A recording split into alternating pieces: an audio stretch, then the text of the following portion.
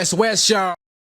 All right, welcome to another episode of the Empty Out the Clip podcast, the EOTC. My name's Cams and I'm here in the heart of West Auckland with the brother over here, Leti Smith. What's up, bro? What's up, Mo? So, how are you? Good, man. Feels a bit chilly, eh? Shot. Yeah, we'll just go straight into some shoutouts, bro. Checky, man. I don't have a huge list of shoutouts. Just a couple of mentions. Shoutouts to my boy Costa, still flexing the NSL. And to the Semia Kio Thrifty Apparel.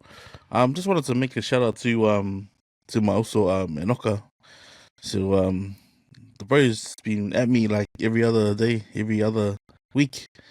It's funny when we catch up because we always have these long conversations.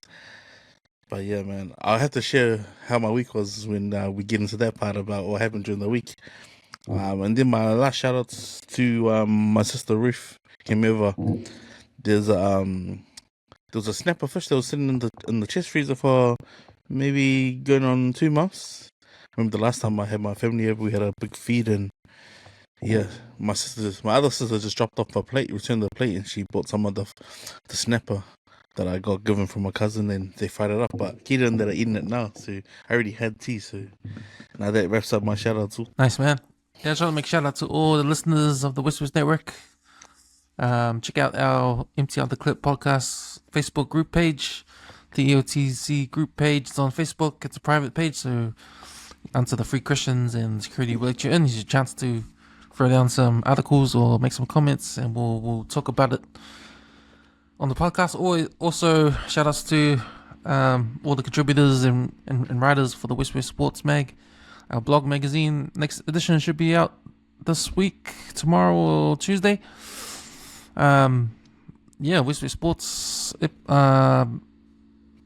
issue number 8, I believe. Issue number 8. Yeah, a bit of a Olympic Games special since the Olympic Games are on. A bit of Olympic Games theme for the cover there. So be sure to see that when we drop that edition soon. Also, I just want to make shout out to Eric, who's been on the podcast before, and he's a regular on the Channel 135 podcast, our movie TV series podcast. We went to watch Deadpool and Wolverine on Friday night.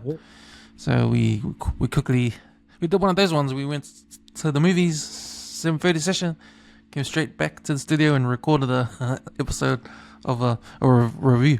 So it's sort of like a straight away reactions.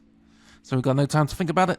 Just get on the mics and just talk about it. And just do the review and see how that goes. So that's out on the Channel 135 podcast. That's out on Spotify and anywhere else you get your podcasts right now.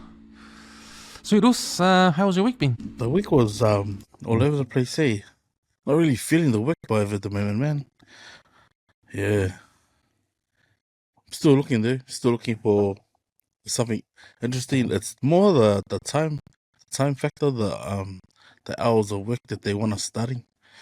Yeah, it's been a bit underwhelming, you know, because the time that I'm home, and then the time that I get returned home, and it doesn't feel like it's worked in my favor. But apart from that, had a review at work. Performance review over work. Too many days off. Sounds like a regular theme. But at the same time, it's like, fuck, you know. I signed a contract for 2 o'clock. 2 o'clock start. Most of the week's been maybe just their feeling of not feel like I'm winning because I'm not doing something that I like, enjoy. But it's funny, I ended up doing a haircut Friday night. Shout out to the also Dion. Popped into his place. Hooked the son up to little Nonny's, I think he's just turned 6. He wanted a haircut for his birthday and his last game of the season for Potterby. And it was good because we got to catch up and spend a minute since we caught up. Yeah, so no haircuts booked yesterday and I was happy, man. Got to sleep in. But then, fucking you forget your alarm. You know, if your alarm goes off, but it's on daily and you don't set it for the days. Fuck, just when I thought I was sleeping in, fucking it went off at like 7:45. Yes, gaps. So, fuck, I just sat there pondering it, like, fuck, what should I do today? I thought I was going to get up and watch some more, like, Power or Shoreland Street or some YouTube. But then I was thinking, fuck, what day is it today? Then I ended up jumping on YouTube looking at trying to find the sevens games, because I was following NZ during the round. But then I must have come across an article and it said New Zealand misses out of medal contentions before the opening ceremony. So I was just trying to hunt for some footage of them because I don't have Sky. Yeah, to my surprise, when I saw who was in the final and then who was playing for third and fourth, I was like, fuck. Interesting, because felt sorry for Fiji, man. I thought Fiji was robbed of a crucial decision that sort of turned the momentum of their final. But and then not today. Just fucking managed. First time in ages. Like, even though I got my oil like 3 weeks ago, I managed to get some new engine oil for my truck, and I managed to change it today. But I was actually surprised how smooth it was, because I thought I was gonna have a hard time. But that's that procrastinating I keep telling people about, man. If you're procrastinating, thinking about it, even though the oil's been sitting in the front of the house like for how long now, and I know it was easy as I just placed some bricks under the tires, got the truck nice and high, and surprisingly my dad's toolbox got everything you need to do an oil change and maintenance on the car. So I was grateful that I've got a toolbox, and managed to do all of that today. But man, see, I'm enjoying the sun while it's here. That's all I can do. And last night, I managed to light my fireplace again, my outdoor fireplace, and it was good.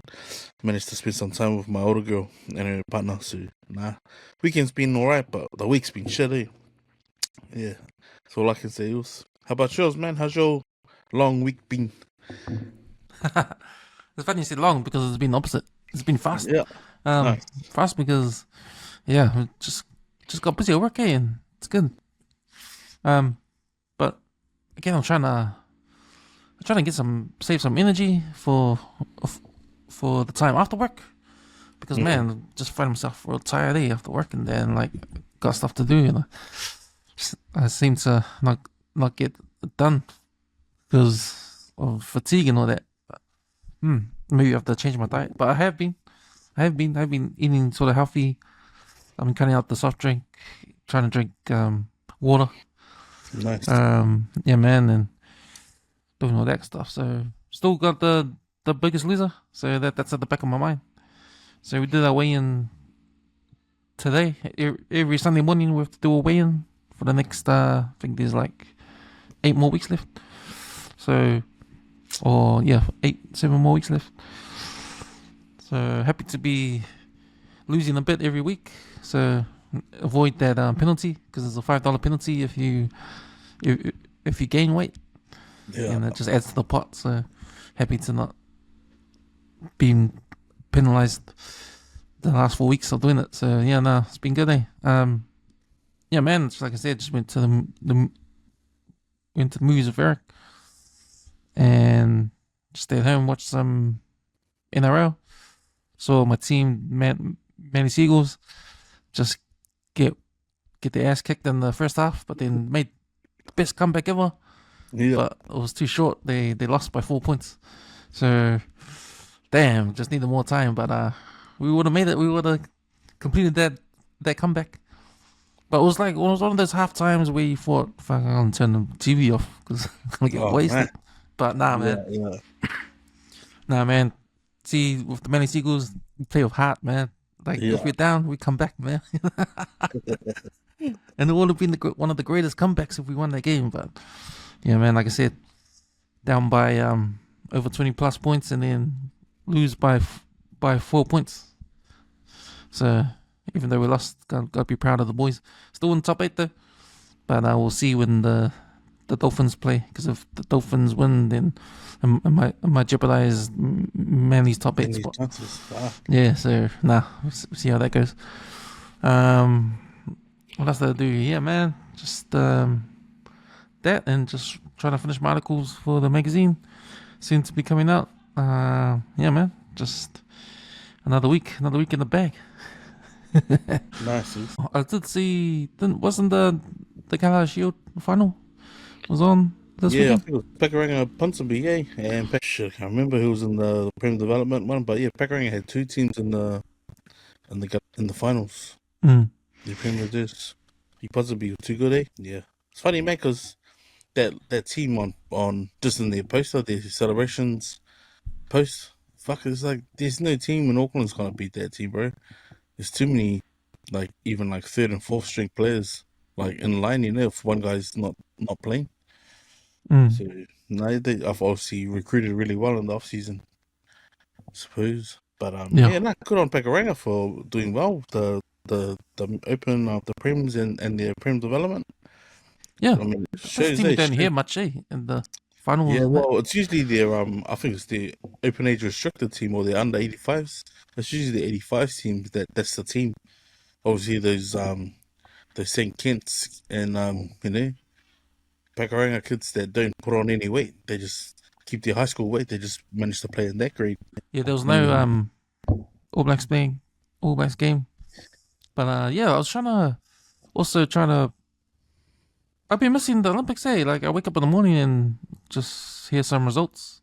So yeah, they had the opening ceremony yesterday, or last night, yeah. Bro, or YouTube's yesterday been morning. real guy, man. Because like Sky Sports is always saying click the YouTube link and get a click his fucking coverage, man.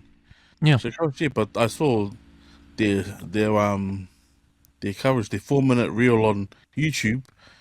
And it didn't like they were trying to hype it up as if it was like the best opening ceremony ever, and all they did was just fucking coming on a boat underneath all these bridges that they cleaned up, yeah. and then they had a light show. I was like, a couple of the monuments around the city. I was like, fuck, what a stink! That's the stinkest thing ever. I saw Snoop Dogg. Didn't Snoop Dogg carry the torch or something? Yeah, Will you say? Yeah. So they're all early morning games, because it's in Paris, obviously. yeah, yeah. So we'll wake up and see the results. But I didn't catch the sevens at all. But I heard the New Zealand team, they got eliminated in the quarters. Right. They were 3 from 3 quarterfinal against South Africa. And then South Africa pulled the game out of their mully, man. And shout outs to their captain, bro. Like their captain is probably he's probably like what 5'2", short dreads, and bro, in his center of gravity, his running style, man, and bro, he played out of his skin there. He pretty much was the reason why South Africa won. Yeah, and that saw them miss out on middle contention. So I don't know how the back end of the quarters ended, but to see Paris see France make the final against Fiji, and I think France had lost, possibly, I think, and Fiji were five from five, bro. So they were the favourites heading into that final. And man, France showed up, eh? France showed up. I think they had probably like a couple of 15s players, just units, playing. And that But they was had the their top halfback, Dupont. yeah. France. Well, see, that was the difference, bro. Just little plays, like they weren't flash or anything. Like they weren't, you know how like most teams are going like left to right, throwing the long balls and stuff, and then just sort of having a go at each other. It almost looked like South Africa played the same game that New Zealand and Fiji were playing, man. But then yeah, fucking to see like they were just playing. It was almost like they were playing a game of league, man, like league nines. There's everything short, and they just give it to their big men, man, and their big men were obviously bumping off the Fijians. Like for the first time ever, bro, like one of the highlights I just saw, because that's all they're playing on YouTube. But fucking one of the tries where it was like a kick, ended up, or it was a turnover. Sorry, Fiji lost the ball, and two plays later, like inside their own half, France are running it out. But what you always see in sevens, like people run to the side, then they stop, then they turn in and they pass the ball back inside. Dale, nah, there was like one pass to the guy on the outside, bro, and the dude fucking around Jerry Tuai, man. Like, this is like 10 meters, 10 meters in the sideline. Like, bro, I don't ever think that's ever been done since like Jonah was still playing. But there's a couple of tries like that this tournament, man. So it goes to show, like, bro, the sevens, it's not really the bounce of the ball, bro. It goes off the referees 50-50 calls, and where the guys expect themselves to run down the sideline and not get pushed out, man. But yeah, I think Fiji sort of lost the momentum, man, because it was 7-0, 14-7. They went into the break, and then bro, there was some shady call offside. Like I don't know how 4 guys can be offside when there's no one contesting the ruck. And, the ref, I don't know, bro, called one of those bullshit calls. And when you got like 70,000 people going, boo, bro, that pressure on the ref just put his hand down and say advantage. And, bro, because their halfback just too quick, tap and pass, bro, tries on, bro. And there was no way Fiji was going to come back with 2 minutes left. Like, even at the death like that, because they were getting their kicks. They were ahead by 14 and they kicked it back, and just the pressure was too much for Fiji to sort of try and work anything out. And then in the end, bro, Paris was just going off. Fiji looked deflated, man. I think because of that one call, but that's all it was, man. And France they were lucky to even make the Olympics, man. So yeah, I reckon it was just that one call there. They sort of just threw the game off. But I know Sky TV's not playing the whole of it, like, because how you try and watch it back, like, from different angles, like in the HBC, like, they play the different angles, like the 4 or 5 different angles. But that call, bro, it's like, hey, what the? And then the quick tap, try, kick, and they're already at the halfway kicking it back, man. So yeah, sorry for Fiji. At least they're still middle contenders for the sevens, though. 28-7. Yeah, that's hiding if you look at it. And if you like, that was a good analysis of the game, and saying it's from a call, like similar to like what happened in game 1 of State of Origin. That call with sitting. Oh yeah, game 1 here, bro. Sitting sort of off, and then sort of wrecks the whole game, Wrecked the game. Wrecked the game. But I mean, you can imagine, like, if you like, because if you're watching it live, and from what you see in an angle is like deemed as like a high takeaway, and then all you hear is that's high, with 70,000 people, and say only 30% of their stadium's fucking making the noise. The ref's obviously gonna be like fucking influenced to be like, okay, yeah, they might have been, and then he's gonna fucking radiate the guys on the sideline that are watching it live to, was that high? Right, and who's gonna make that call? Possibly someone from the angle. Oh yeah, they look high. Maybe review, and then they take it upstairs, But I think it was only one call in that whole game where they reviewed it, and then the penalty came about. So it's like, fuck, man, just ref the game from what you see on the field, and if you missed it, you missed it, man. And if the linesman fucking doesn't have a say, just like the Rugby World Cup, man, it's that shit that killed that game. But yeah, I believe Fiji with deflated after that guy ran around Jerry Tuai, bro, because I think he was even shocked, like, when you see Jerry Tuai trying to equal tap someone. It's like, hey, is he trying to equal tap him? Like, come on. But yeah, it was a good final, dude. Yeah, I need to see what's up with the Olympics, get the timetable and see who's playing. So it's only some things on Sky, not everything, Apparently, yeah, I think they're trying to. New Zealand Sky is just trying to capture, because like the Sky Open is only catching the highlights of the games or the sports that the New Zealand athletes are in. Like, I saw Hamish Carter won gold, and Bevan runner up at the triathlon that they seem to own every freaking other year. The other girl was one of the New Zealand swimmers. I think she came 4th in the 400 in the final. So yeah, I was watching that interview this morning. But man, uppercut to the lady, bro. This lady needs to be on the list of uppercut yourself, bro. I forgot her freaking last name. Must be Witherspoon. She had just jumped out of the pools. She missed out on 0.15 of a second of a middle contention. Like, that's how side the difference was. Like, even at the wall when they play the replay, it's like the clock's going and it's that 0.15. So she only just missed out, and then, because the results are still pending in the background, and so she obviously knew live, and she says, "Oh man, you must be gutted, man. How did it feel to miss out on contention?" So she's like going, "Oh what?" Like, so it was like a delayed record. She started crying, man. I was like, "Fuck." It's all you gotta give yourself, man. You gotta give yourself props, man. You made it to the Olympics. Making it to the Olympics in itself is an achievement in itself. Man, the girl's just like, "Oh, sorry." She's gotta cry for it, but because it's obviously live. I was like, "Fuck, man." These people with their questions, they just gotta remember. Hello, she just got out of the swimming pool. So they're not gonna play the results straight away, like, because of the seconds and the difference in between. I'm like, dumbass, bro. But I'm sure it's one of the ex-silver friends that was down at the pool. But yeah, she used to do the sport for Channel 1. I was like, fucking dumbass, man.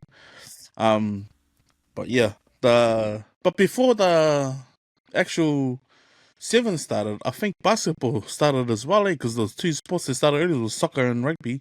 But I've been watching a lot of the NBA or the American teams games before the tournament started, bro. That's been mean, eh? Like, Have they been winning? Probably Yeah, have been, yeah. because they're in the round robins of their pool, huh? Oh yeah, so I think I watched them play South Sudan. They played Canada, Serbia, and played one other game. But yes, bro, they've been playing mean, eh? I think, bro, LeBron James coming into his own, bro. Like, I think he saved these two games that he's pretty much saved the US team.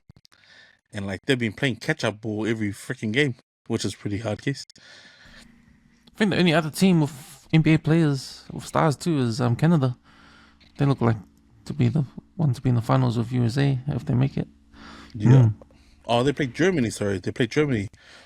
But that game was mean. That game was real good because the league was changing like pretty much every second like goal, like every shot. Yeah, but I wasn't too sure if that was part of the Olympics, like round robin or whether it was. Because yeah, but the highlights coverage on those games has been really good. I haven't seen anything else new on Sky at the moment. Yeah, I need to get into the Olympics. See if I can watch some basketball games. It's a bit hard because all we can do is wait till the morning and watch the highlights, or watch the replay. Yeah, or yeah. if you want to stay up late to watch the games early in the morning. But then they're just early morning, 5 a.m., 6 p.m., 6 a.m. Not like 3 a.m. or 2 a.m. sort of thing. But if anything, I saw, because like the women's team, did you see the news on the Canadians trying to spy on the the soccer friends? Like, they're a drone, they're a drone, bro. I was like, hey. And then like the soccer federation from Canada was trying to say, oh look, we've investigated ourselves. In my mind, I was thinking, fuck. But because the Canadian coach used to be part of the coaching team for New Zealand, man. So when that came out, and then she said, oh, I'm not gonna watch the game. I'm gonna pull myself out of the game so that the players play. And my mind was thinking, fuck, that would have been premeditated. And then it came out, like, the only team Canada has lost to is New Zealand. So I was like, bro, that's fucking scared tactics to these. But yeah, who does that, bro? Like, try and get a news team to come and do coverage of you so you can explain why you had a fucking drone in the air in the first place. But that's so not in the spirit of the game, bro. Like, doesn't matter what it is, eh? And because of that, I think the French authorities, they've got like helicopters everywhere now. So there's no fucking people trying to do that shit. Because I think in the part where the black friends, the soccer friends were in camp, you're not allowed to fly drones. So they had broken the law anyway. So yeah, getting them sent home would have been the best thing, bro. Otherwise, arrested and fucking preferably shot, bro. Because who the fuck who does that, man? Just because you lost to the New Zealand team, oh, we'll go put a drone in there. They must have got some good coverage, though. Think about it, it's a good idea. It's a good idea to do something like that. But, but in my mind, I was thinking, why would you go do that for? And then I found out, because the only team they've lost to is them, and because it's a young team as well.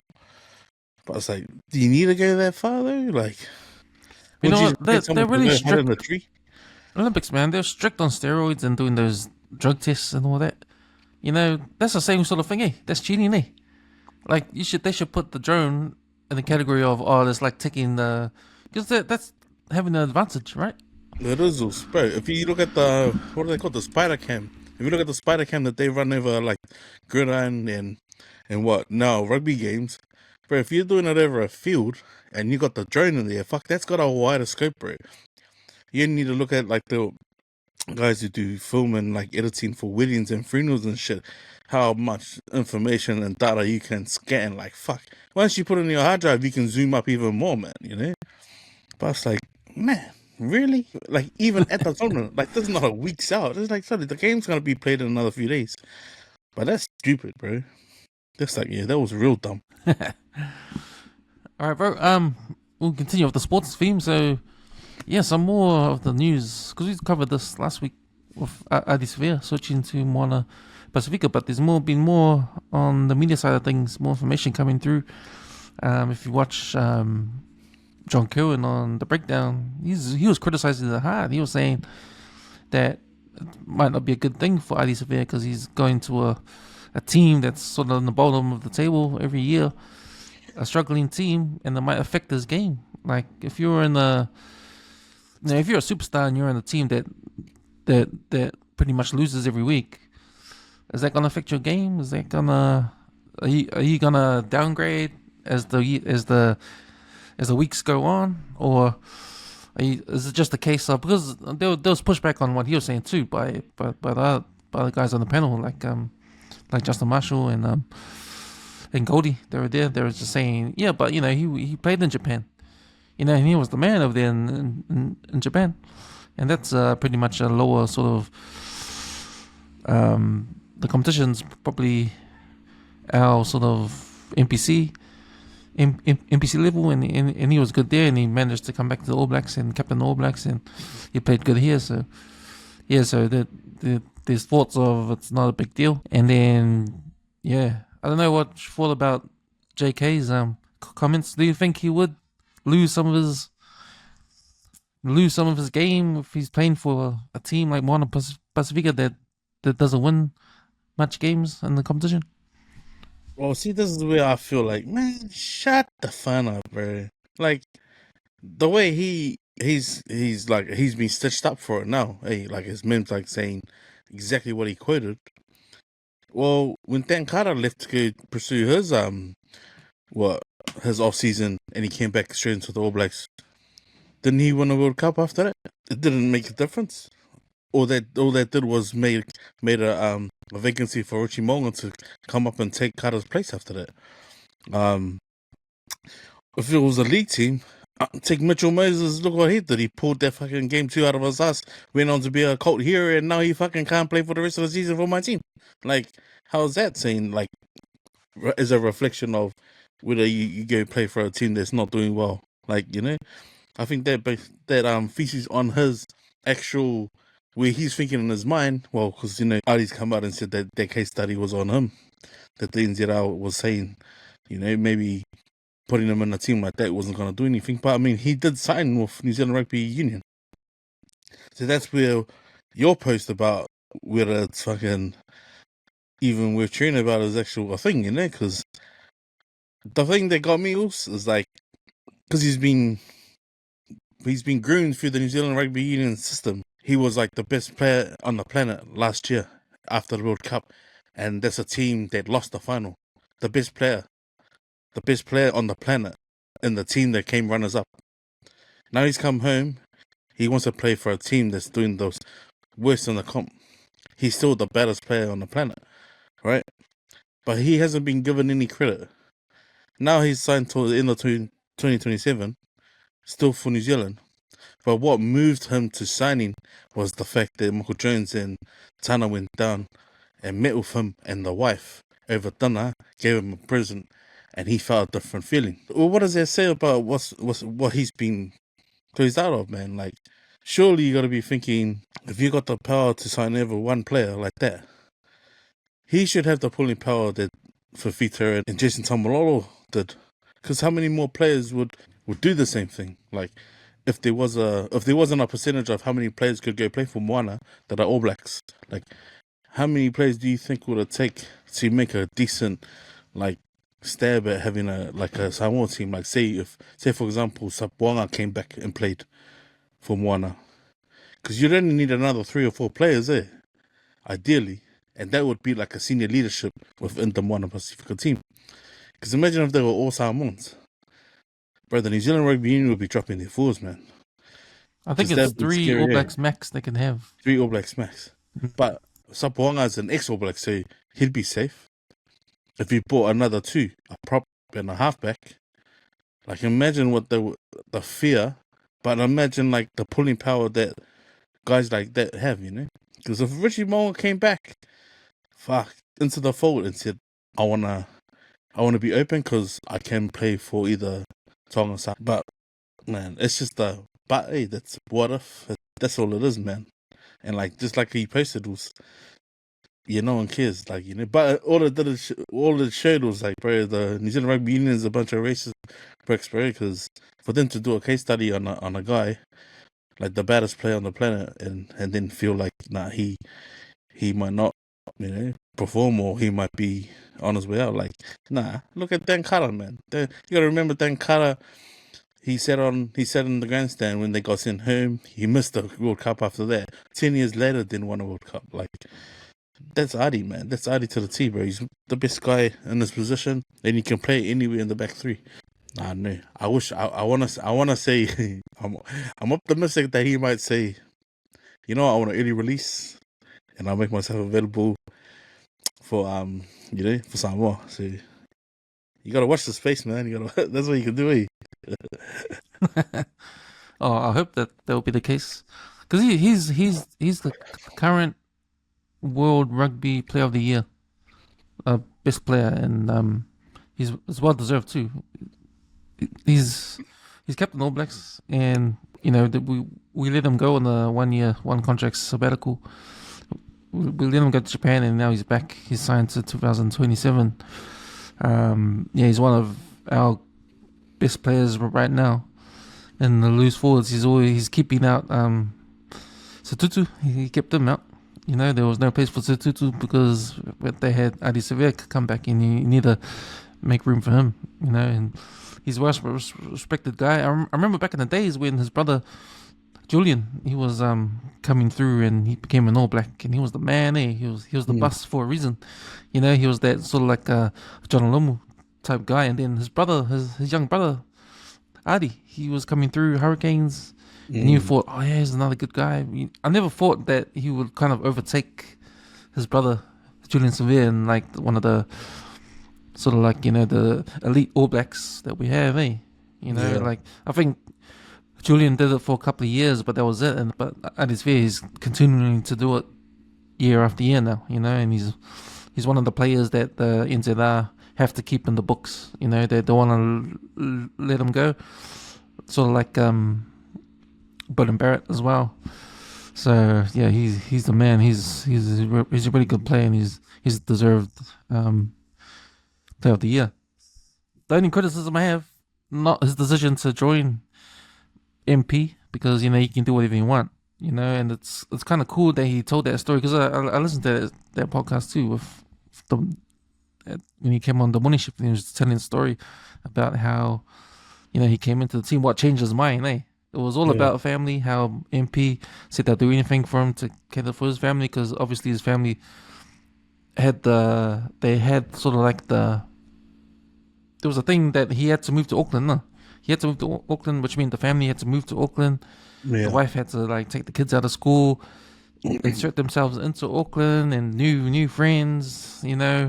I don't think they got much family up in here. They were down in Wellington. So that sort of thing, like relocate. It's a big deal, So that was his major concern, and he said that MP said that they'll do whatever they can to make it easier on his family.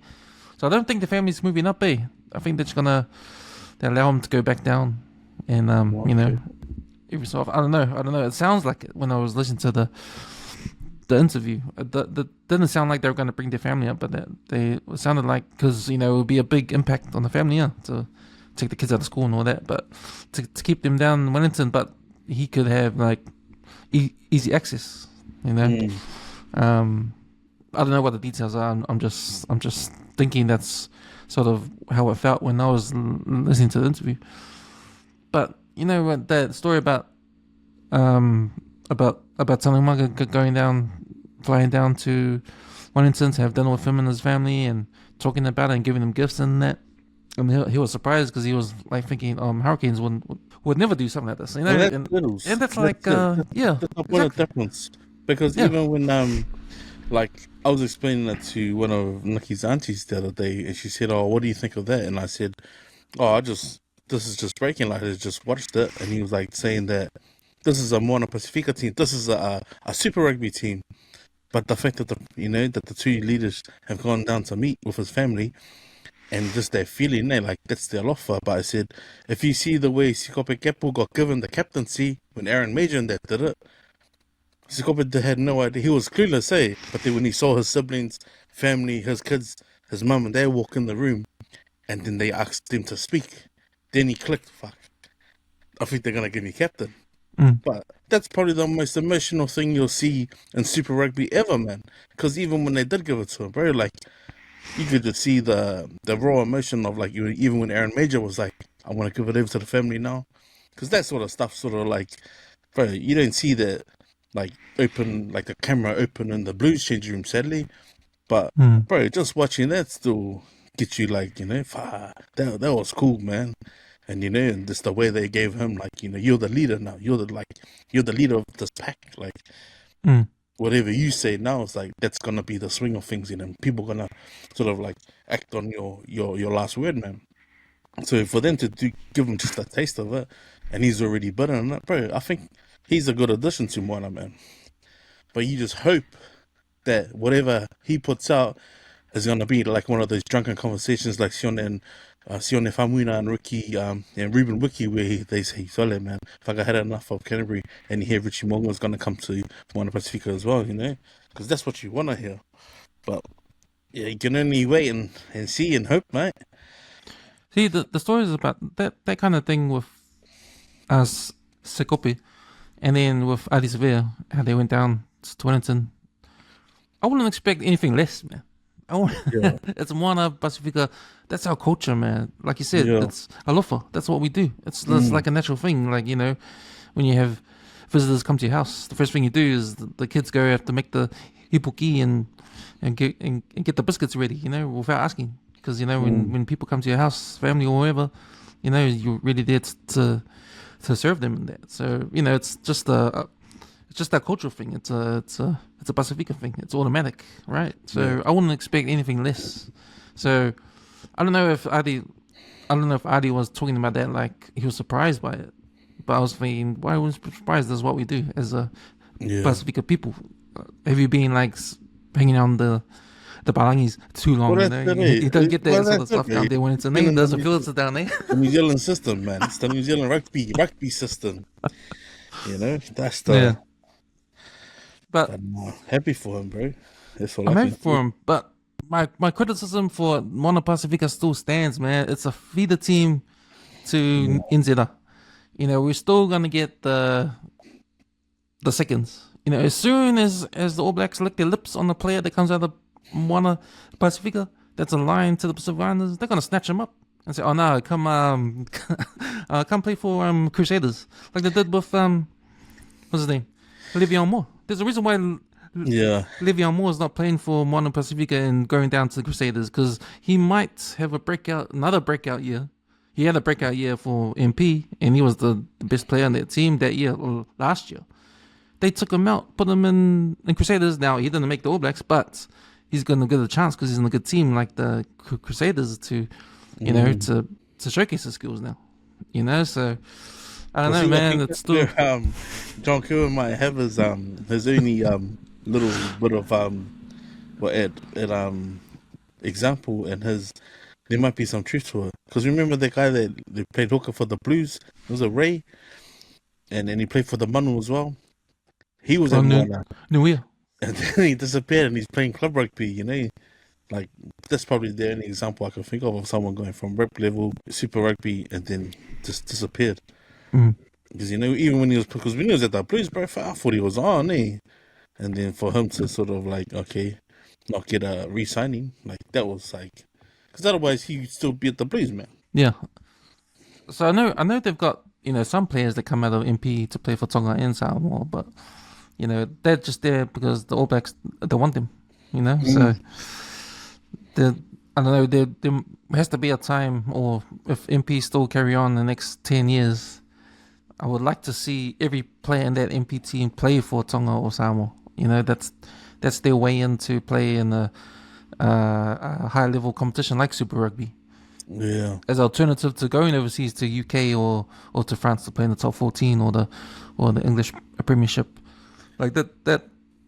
Yeah, or Japan. You get the money, but here's another team down in New Zealand you can play for, and try and get your skills up to a level where you can come back to Samoa, come back to Tonga, come back to Fiji and play on the international level. But yeah, we'll see what happens. Like they'll probably win a couple more games, a few more games. Don't know if they'll beat the Blues though, but no. Good on Ardie Savea for at least having his own mind and having his own decision, his own heart to go somewhere else. Yeah, he right. feels like he'll be at home. It looks like he's going to be at home. Yeah. Are we gonna support him moves? Like let whatever he felt that the New Zealand Rugby Union and their thoughts about him going down there, I hope that fuels him to sort of like fucking serve some of these big franchises a first loss this season for the next season, man. Because like he's a big signing, eh? Like I think that's probably the most exciting news I've seen since Moana's first win in the Super Rugby when they beat Wellington, man. Like that's some pretty cool stuff, you know. Nice. Shoutouts. Filippo, he posted up a story here from the Herald. So downtown at the waterfront, they're gonna build a new swimming pool, an open air waterfront swimming pool for Auckland this summer. It looks like it's that place where the bridge, the bridge where you walk over to go to the viaduct. Yeah. That lets the boats in, and if you're coming from town side, on the left, you see all those kids doing those bombs off the ledge. Yeah. And that little space, they're gonna do that little space up into like a swimming pool. So for the kids in there. I don't think Filippo was impressed. He said, what was the comment? The amount of nastiness in that water, though, is it worth it? It's tax money. Your tax money going to a pool, is it worth it? Your thoughts, bro? Well, if it's where I'm imagining, it's the side where the Great Barrier Island boat pulls into. It's not that inner part that overlooks from the footbridge that you're talking about. It's not that side. If it's the side where I'm thinking, and like say the harbour bridge is to the left of it, I think it's probably safe, bro, because you can fish underneath the harbour bridge, right? But there's certain parts of the harbour where you can't, because it's I think that's part of reserve. Like you can drive through it, you can drive your boat through it, but fishing wise, you're not allowed to surf cast off it because that's made to be clean and clear. And for where that spot is, I'm sure it wouldn't be as bad as what Phil's thinking. My thoughts is because that's the this is a West Haven Marina. West Haven Marina, and then they have the boardwalk, that's battened up. That goes all the way down Sale Park and roundabout to where those restaurants are on the waterfront. Yep. It seems pretty clean, man. Like that water is not as nasty as what you think. Unless he's like, because I remember like when I think it's when the floods were happening, and then a lot of that underground sewage that was being washed in. It's not this side. That's further around, eh? That's more around Princess Wharf, right to the right, Tamaki Drive, Freeman's Bay, Ladies Bay. That's that side. So that's far from where this water is. This water is sort of the opposite to Devonport. It's the opposite side. Yeah, and if to be like, I don't think it's a waste of council money. I think it's a misuse of like waterfront land, because if you look at the car park and behind the harbour bridge, when did you ever see that full? If anything, like all those True, eh? club members that own memberships to West Haven, like to the yacht club, Auckland Yacht Club, the Harbour Yacht Club, and like that front there. Because I used to walk there with my bro Tyndall, it's fucking empty, man. We literally used to be like, "Oh, which car park you at?" And I'm like, "I'm under the bridge with the bungee jumpers." And he's like, "Hey, look at all these parks over here. It's empty." Like, it being the city of sails, a lot of those boats are in the water. Like, there's nothing in the car park, but there's probably a couple of like private car parks. Probably like one private car park that has its own showers and that, amenities and that, for the people who have boats that are tied up down at that wharf. So I don't think it's a waste of money, but it's a good use of that space that's down there, man. Because that's like, it's pretty much prime time. Like, that's Auckland. Like Auckland City of Sails area. Like if you think about the flash boats, the scenery at night, the places you can dine and eat, the basketball courts, it's like good use of like, Auckland space, man. Because then, who uses it? Like no one. Like no one has access to it because you either got to go there or you got to go to Mission Bay. I know where I'd rather park. I'd rather park by the Harbour Bridge and walk down to that instead of going to find a park along Tamaki Drive and looking at all these people double park trying to get out of Mission Bay. They should build something like Brisbane, how they got their South Bank. Yeah. Brisbane, get some sand, get a man-made beach, get some sand in there. Yeah, hard. I mean, that'd be cool. Because you can swim there at night, and have those night swims like in the... Yeah.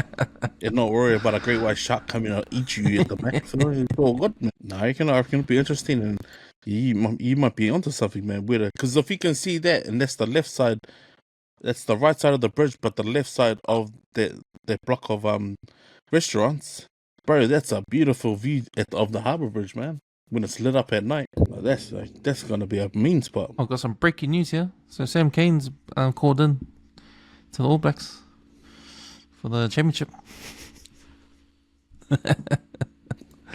Man, I don't think he'll be captain though. I'm gonna tell you here, man, I don't know where the fuck we wasting our money fucking paying that guy to play All Blacks rugby, bro. That's the biggest waste of money there. That's how you know New Zealand rugby union is a bunch of racist bastards. You know, bring a guy who fucking cost the taxpayer all that fucking time spent on the sideline because he did that stupid play. But they've named the squad for the rugby championship. So they've added in, they threw in Sam Cane. They also threw in, he's probably not injured anymore, but David Havili, his name's in there. The one guy I don't get is that Hoffman, Noah Hoffman. That's because he's a Canterbury player. Yeah, because I thought Fakatava was like in the somewhere down there, eh? Somewhere in the top 3, top 4 halfbacks we get, eh? Or potential, eh? I think Hoffman played alright, but I mean, then again, they'll play Fiji. But like some of the tackles that he was getting fucking like sniper at it, like, hey, shut it, those Fijians crack me up, man, with the tackles, eh? Filippo again, he posted up another article here. This time it's Jake Paul. Now, as you know, Jake Paul's been having all these exhibition fights with these retired boxers and fighters that are way past their prime. The latest was Mike Tyson. That didn't go anywhere. I don't know what happened there, but that didn't eventuate. But now the WBC has called him out, saying that, you know, why don't you come down and fight some real professional fighters, you know, and see how that goes. So, yeah, man, do you think it's time for Jake Paul to just put the money where his mouth is this time and just fight some real fighters that are actual, you know, professionals right now, active fighters? Oh man, I think for the division that he's in, like, you're looking at cruiserweight weight. Like, the only guy that we know of is probably, like, Dry Pataya. But it's almost like the sport seems to be, like, it should be thriving. Like, the cruiserweight should be, like, as good as, like, what the welterweights and the heavyweights is, right? But because, like, how many American champions hold WBC titles in each weight class? There's not many, eh? Apart from the Davis, there's only probably him. And can you name another two? It's probably none. So I think for him to sort of like get part of the action, I think it's a good thing. But I also feel it's like, man, does the WBC really want to put their title around him? Because he's like, fuck, he's self-made, man. Like, you know, he's like the era of like my older kids where they followed this clown on his socials, and now he's actually doing a professional sport. And if he did win a title, well, then you have all these kids wanting to be boxers. Well, you'd think he'd have to go through the route every other fighter goes through. Hey, start at the bottom. Supposedly, but like, you know, the money talks, man. Like, if say for example, Rocky Balboa was to redo the way Apollo said, "Hey, I'll fight any man, no matter what, for the title," but if the title was to come with $100,000 and you were gonna lose your belt, you wouldn't want to lose it for 100,000. You'd be 100 million. Jake Paul could probably put that money up. You know what I mean? So it wouldn't be an embarrassing loss. it would be like, okay, I just got my ass kicked.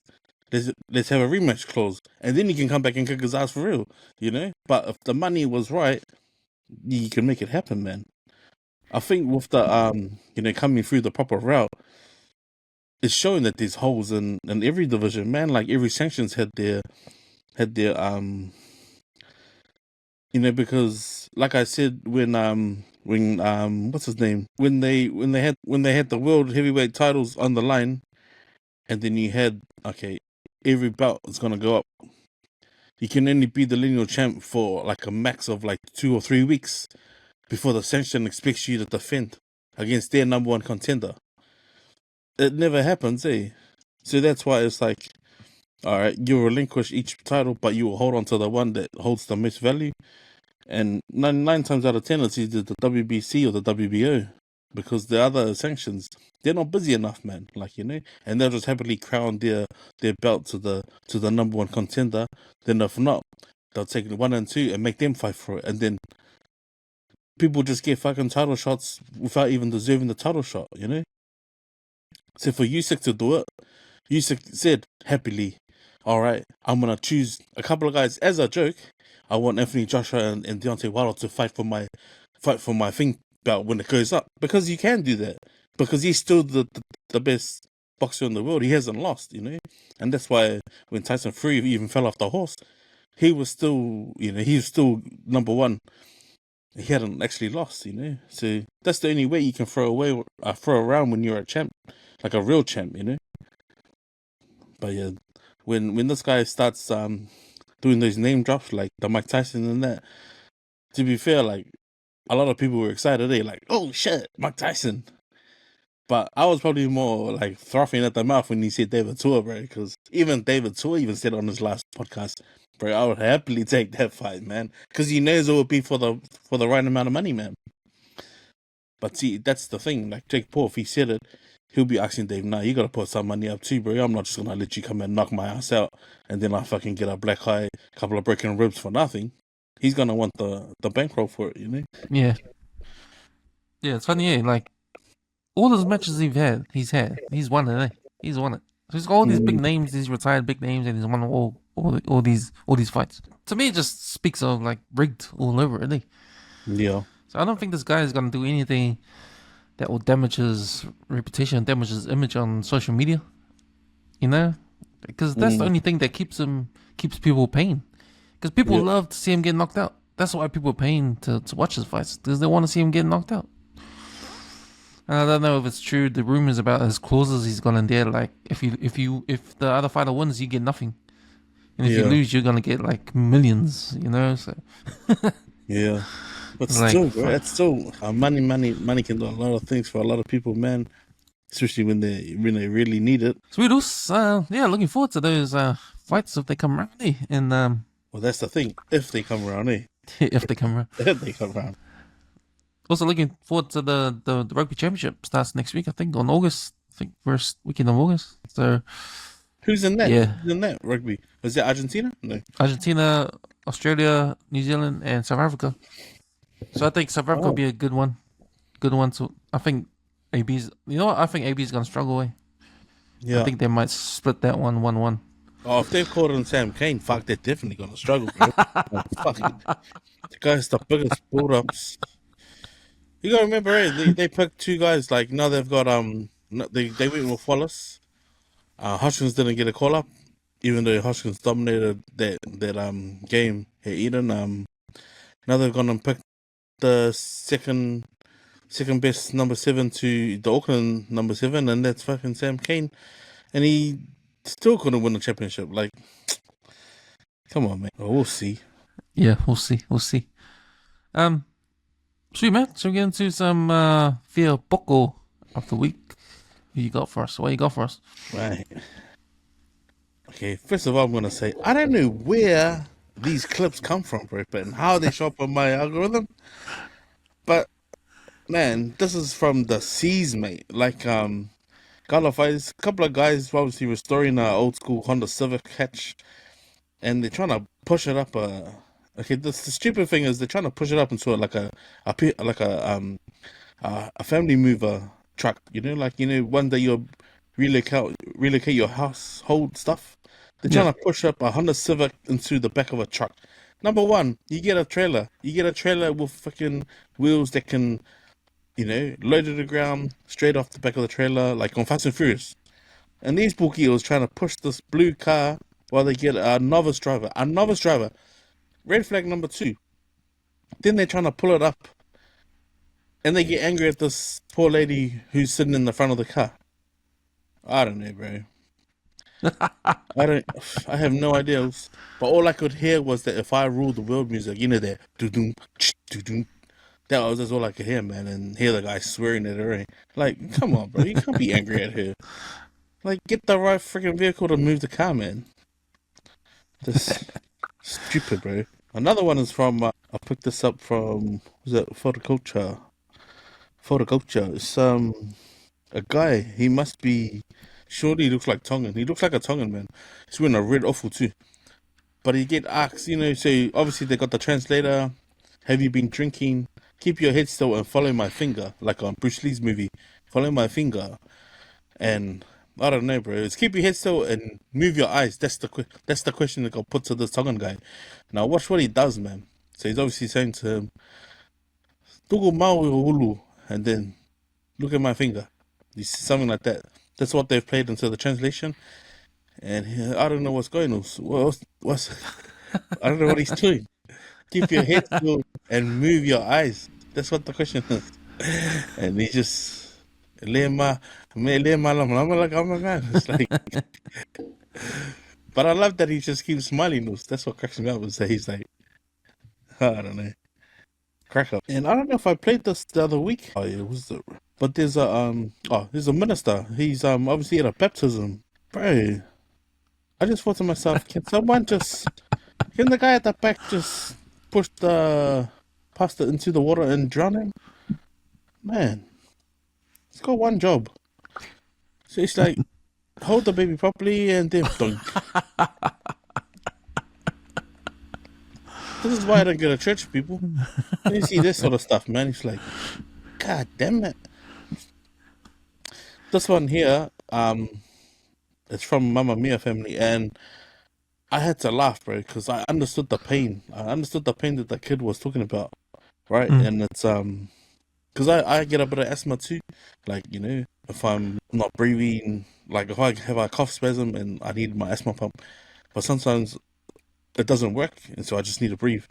But I gotta play the audio, man, because I just thought to myself, gotta fight this mum.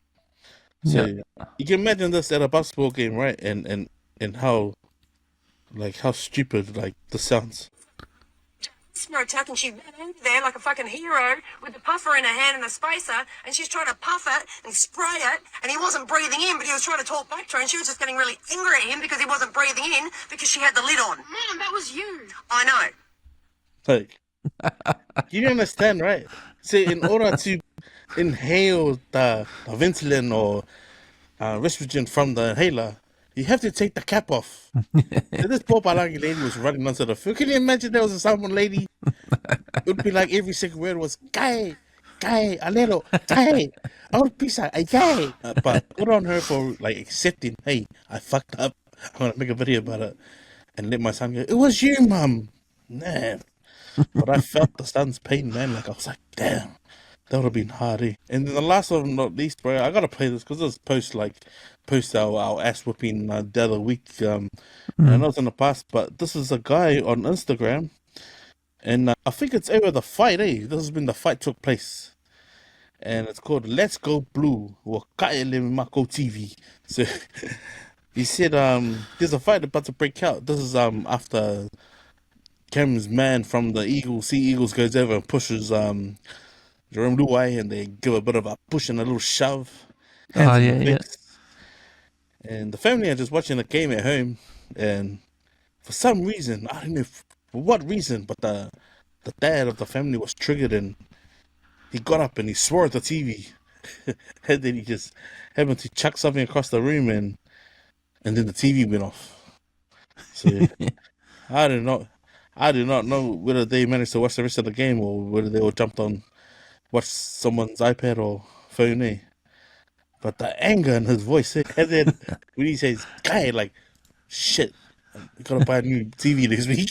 I don't know, man. The moral of the story is, guys, like, it's just a game. It's just a game. You know, don't worry if your proud team doesn't deliver, but it's just a game, man. It's just a game. Don't need to freak shit at the TV, man. I live with you, like, cause all of those are pretty, like, sort of. I'm giving it to the old man. The old boy throwing the. Yeah, man. You gotta wonder what people are thinking when they're like, you know, there's kids around, you know. Because I heard, it was a lady, where the cafe? She was like saying little swerves on the side, and then the dad was acting like he was there. Unless there must be Jerome's uncle or something like that, you know. Because you know that fight happens. It's not even. Both teams have still got a chance to win it. Yeah. It's not even part of. I think it's not still even nil part law. of, like, the result. I think it's still nil law at that stage, eh? Yeah, it would have been 2-2, possibly 2-1. Well, New South Wales hasn't scored those tries yet, so Yeah, no, they haven't got the tries yet. But so it's like Nick? what? the fuck? See that guy who got up and got me what looked like the cushion for the back of the chair? Oh, fuck, man, he switched the pillow, man. Fuck. God damn it. But yeah, shout out to the Fia Poko. It must be like Mount Druitt. It looks like a house in Mount Druitt, Sydney, that the guy caught up on their brand new couch and whaaleanga the cushion and chucked it at the TV and probably said, well, I don't know who put the TV there. Damn it. Yeah, that guy's Fia Poko of the week, bro. Like, damn, it's just a game, man. Relax. Charles, I've got an award for Uppercut Yourself award. I'm not sure if it suits, but man, you know that thing with the Green Party still going on with that Darlene, what's her name? Darlene Tanner, the lady from the Green Party, the Māori lady with the Palangi wife, husband, that's been ripping off those foreigners, the immigration. Oh, yeah. Slave labor sort of styles of his bike business he's got. Yeah. And so, you know, she's been asked to quit, to hand in her resignation because there's no, you don't want anyone to have some illegal dealings in the public, especially when it comes to immigration, which is a government department. Yeah. You know, but she's been, the member has been saying, that's my husband's business, got nothing to do with me. But it's your husband's, man. Of course it got something to do with it. Don't you have the same bank account? Or does the money gonna, you know? So anyway, so long and so short, so the Green Party said that she's out, but she refuses to leave. She refuses to leave. She doesn't want to leave Parliament, and instead she's there, and she's at the back.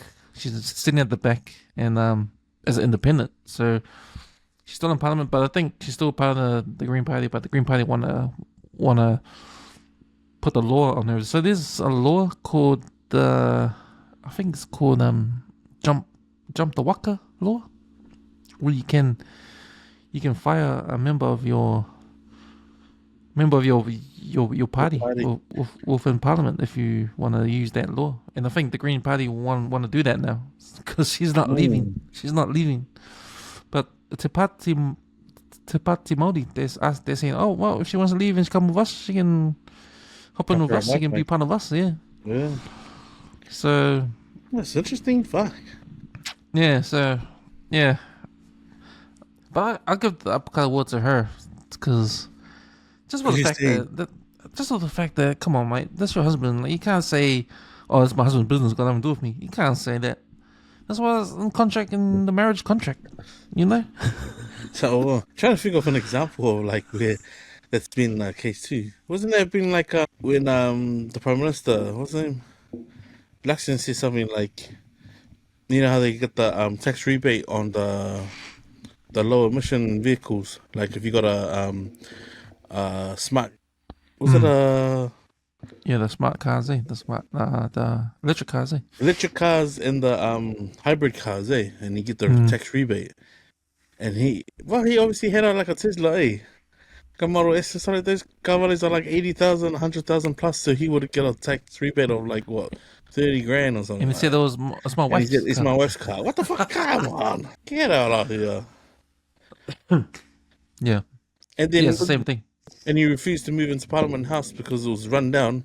And he said that, how about I use that money instead of that I would have got and get that, and then I can rent my own house out. Rent his own house out, and what the fuck kind of dumb shit is that, man? Well, I think he owns a house anyway in Wellington. He owns a house and an apartment or something. but he was obviously trying to claim payment. You know, I was like, who does that? If that's your house, you live in your house. You still got the top dog's job, but he wants us to pay for him to live in his own house. Like, get out of here, man! Stupid idiot.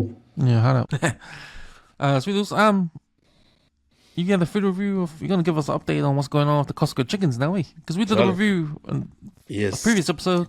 It's been what's going on now? It's been a long while since Costco, and it's been if you look at it, the price of living has really gone soaring up, mate. But now, yeah, I think so the way Costco cook their chickens, right? They cooked on a rotisserie roast, and I've seen them pull the chickens on, and they probe the chickens. So they're going to be cooked, I think, say for example, it's 45 minutes or an hour at I think it's 75 degrees or something like that. So the probe temperature should be at least 68 to 70 degrees. And then they rest and they pull them off. But they obviously inject their chickens. So it's been a tough year, man. And my family have been shopping at Costco and always getting the chickens. And usually we buy a couple of chickens and we strip them. We either do something like macaroni, cheese, and then we have the chicken as a whole, or we do chicken curry and we strip the chicken and then do sandwiches. But just the coming of lately, man, these chickens have been life saving. Say because I like to eat the carcass of the chicken, right? There's only might have one drumstick or a couple of wings and no drumsticks, and then all the breast is gone. So I'll eat the back, which is called what are they called? They're like the scallop, the scallop backs, which is the chicken backs, right? I'll eat the carcass, man, and I'm happy. And recently, I've been doing that with the cheese buns from Pack and Save. So if you go into Pack and Save Leakin Road, they might have bread from all over the bake, and they put it out on Saturday night. You have a look, they drop from $5 down to $2. So you might get 9 or 8 buns, cheese buns in a stack. And these aren't the small buns, these are the ones that are bigger than the Big Mac buns. So you might get 9 of them. So if I got the carcass, man, I'm not enjoying a Pack and Save chicken, bro. I'll eat the Costco chicken, bro. Because at the moment, bro, they've been really nice, man. Because every time you heat up the chicken, and because they're not fully dried out, cooked, they're still moist. But yeah, man, on the third reheat, mate, for me, it's gold, eh? I've been enjoying it because it's winter, it's cold, and you're always wondering, oh, nah. So I make sandwiches. But man, last night they were heading home big time. So anyone interested in a $9 chicken, bro, $9 is freaking pretty good, bro. Especially when you can buy a couple of chickens, eh? You buy a couple, that's less than $20. You still got $2 change, man. So you can go buy your bag of $2 buns from Pack and Save, bro. That's a meal. That's a solid meal, man. And plus, my kids eat like men too. They're not, little kids, man. I'll look and I'll see the chicken. Oh, the other breast is gone. Wow. A decent amount of breast, man. And then oh, no, the other leg's gone. Oh, treat. The other leg's gone. But there's still a lot of meat on the chicken, man. And the chickens are quite big too. And they're hot dogs, bro. The hot dogs down there, bro. Sorry. That's what mate, you can't go wrong, bro. Hard, man. People, man. If I was you, man, and people go in there, take your own toppings, man. Take your own topping sauces, man. My go-to is probably the Japanese mayo, and probably this other. It's called a jelly. It's a jelly sweet chili sauce. But man, that hits good, bro. With those pork sausages up here, Costco, man. Especially if you can bring them home and you can valor it. Oh, you feel it. Gold, man. But they will taste even better if you buy the cheese buns from Pack and Save. Even the cheese rolls. For those sausages, so got for days with that one, mate. But yeah, man. Go support Costco's chickens, bro. If you haven't renewed your card, man, go and renew it, man. You can do it at the petrol pump, bro. You can do it at the petrol pump. So yeah, Costco's gas has been cheap as well. But yeah, shout out to these guys, man, keeping it real with the price of chicken and the cheap gas, man. It's a win-win. Nice, man. I just want to go renew my card now. Just want to sink my teeth into those pork sausages, man. Nice. So, should we get into what have we been watching? Yeah, man, you go first, Jules. Yeah, so I mentioned before, me and Eric went to watch the Wolverine and Deadpool and Wolverine, the new Marvel Studios movie that's out now. It's quite interesting because when it comes to these comic characters, especially the Marvel comic characters, different movie production studios have rights to different characters. So Sony has the rights to all of Spider-Man. Yeah. Spider-Man, all of Spider-Man's characters. 20th Century Fox, they had X-Men, all the X-Men stuff. And Disney owns Marvel Studios, so they own the majority of all the Marvel stuff. But they can't use stuff that's the other studios have. Oh, true. You know, they have to pay for it. Mm. So what happens is that the reason why Spider-Man was in the Marvel Studios universe in Infinity Wars, but he was still owned by Sony. So Marvel Studios, which is owned by Disney, they wanted Spider-Man in their stories, so they had to pay Sony to use Spider-Man in their stories. But Spider-Man is still owned by Sony. For 20th Century Fox, they own X-Men and all the X-Men stuff. So Disney actually bought 20th Century Fox. So that means they bought all the rights to all the X-Men stuff. So Deadpool Wolverine is the first time they could mix the X-Men characters with the Marvel characters, like Avengers and that. Yeah. So because if you watch the Deadpool 1, Deadpool 2 and all the old X-Men films, all the X-Men movies, they're all under 20th Century Fox. Yeah. So yeah, they couldn't have like Incredible Hulk and all that kind of stuff because they're not part of them. But now they are. So this new movie that's out in the movies now, Wolverine and Deadpool and Wolverine. Yeah, that's the first time that you could have all the Marvel characters mixed in with X-Men. So that's a little thing there. Me and Eric did a review on that on the movie on the 135 or the channel 135 podcast. So if you want to listen to our review, you can go have a listen to that. But I want to talk about a new TV series I've been watching. I've been what I do when I can't find anything to watch or if things are finished, like The Boys are finished and Acolyte's finished, or anything that's good that's on right now. It's House of the Dragon. If you're into the Game of Thrones and all that kind of stuff, House of the Dragon is on HBO in America, which is on Sky here, on Soho on Sky. House of the Dragon, it's really good.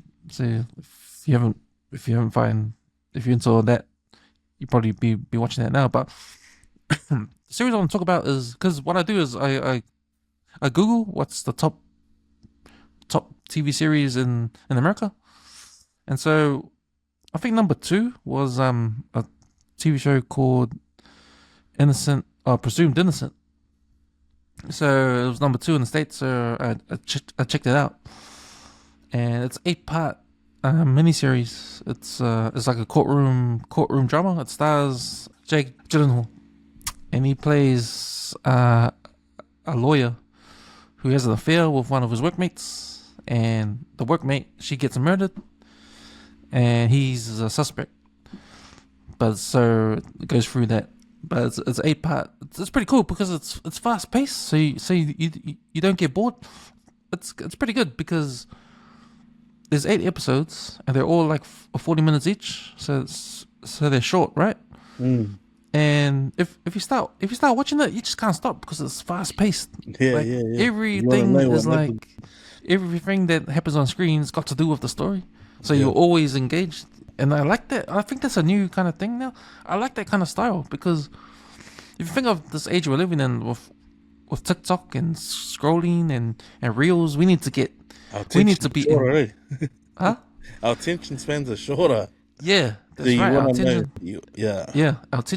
Our attention spans are shorter. We need to be engaged rather quickly. You know, in the first like minute or 5 minutes. We need to be continually watching, and I think that's what this program does. And there's a reason why it's number 2 in the States, and I know now because I watched the first episode, and I just couldn't start watching. Man, I was like, shit, action was happening all the time. It was like fast paced, and I think that's just due to how the world is now, you know. And it's good that the writers of these shows, they recognize that.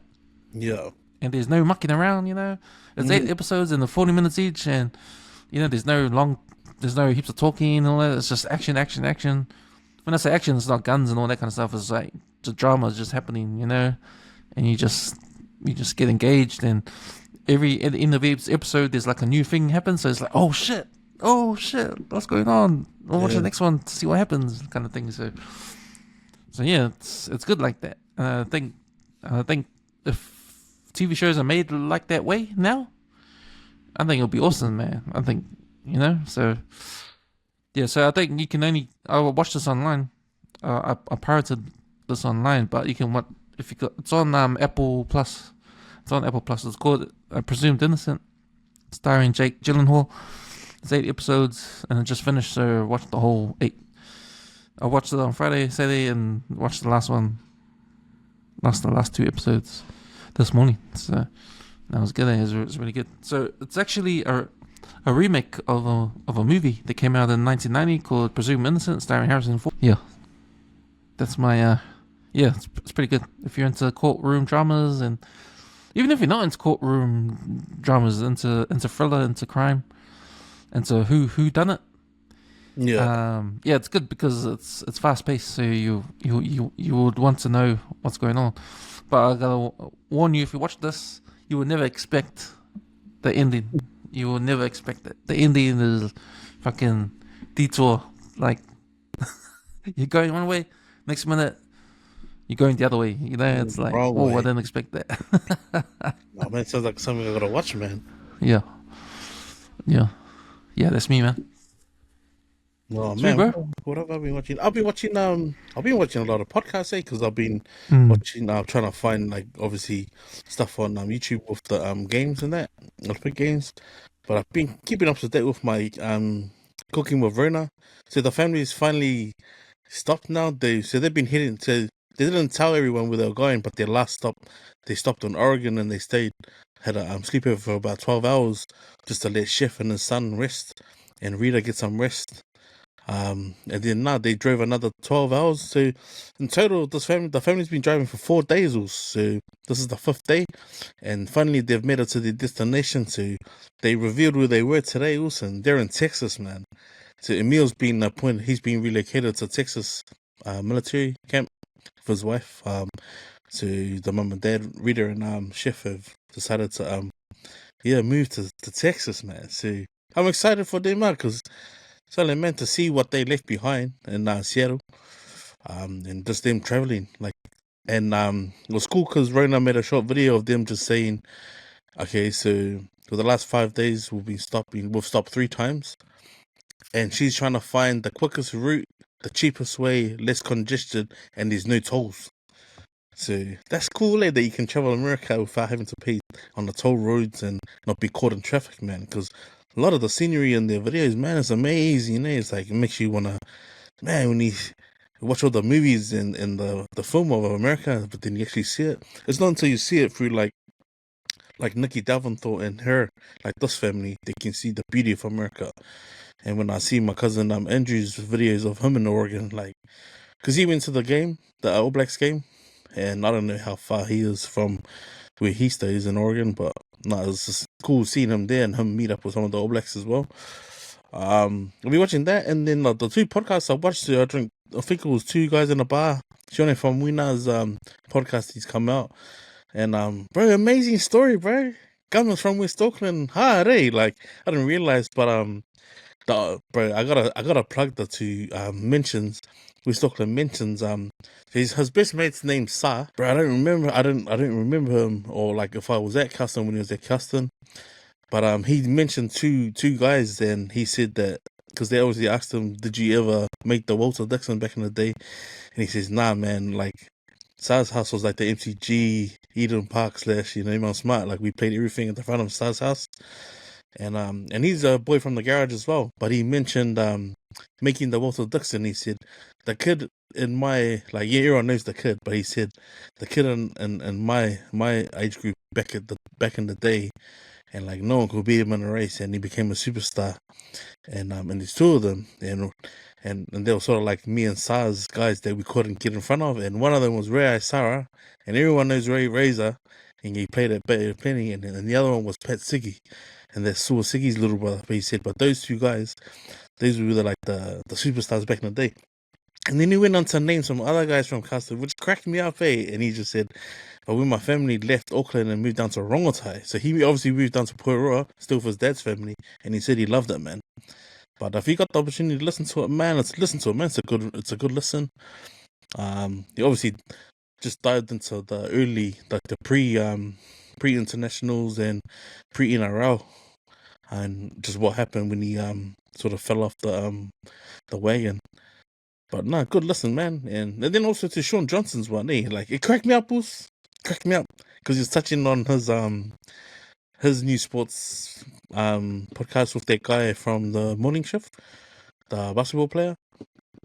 Didn't even know. Brock, was it Brock? No. Brock Roscoe. Yeah. So they were talking about how they got a close knit of boys and just how he was talking about. But he wanted to talk about the Titans game rules. Here's my 5 cents of advice to any sports guys that might be listening, or if you got a friend who's a sports star, so just tell them, if you feel you're not up to it, you got 7 days in the week to tell your case that you're fucking not up to performing, bro. Just like you got 9 hours to tell your worker you're not coming in to fucking play or to come to work, bro. You don't fucking say it after the game after you get your ass handed to you, bro. I don't know who the fucking hell is gonna make up excuses about why you played shit against the Titans and you know you played shit, but your coaches let you roll out on the field. Fuck, you had a good 40 minutes before you know what it reminded me of? It triggered me because it reminded me of a game we went down to Tauranga. And I had worked my ass off to get back into contention to start. And you know what happened the night before us? My billet wanted us to walk around the city. Fucking, my ankle was so fucked. I had it strapped and I told the coach, man, my ankle doesn't feel right. And he goes, run it off, we'll warm up and we'll see how we go. Right up before I actually put the jersey on, and I said, nah, man, my fucking ankle's sore, man. He goes, no worries. Next guy jumped on, we still won the game. Easy. It was easy as that. But to come and fucking go on a podcast and then you have to say, oh yeah, it was pretty much, I went to training the next week. So he's obviously left it 4 days before he's even spoken to the coaches and then says it. Bullshit, bro. It's fucking bullshit. To me, it's a whole fucking bunch of excuses, bro. If you're a fucking guy and you know tomatoes better than you, just fucking say it as it is, bro. Don't fucking make up all this other bullshit. That's how you empty out the clippers. But yeah, I listen to them and I say, oh, can you not hear the violin coming out of this guy's moolie, bro? What a load of shit.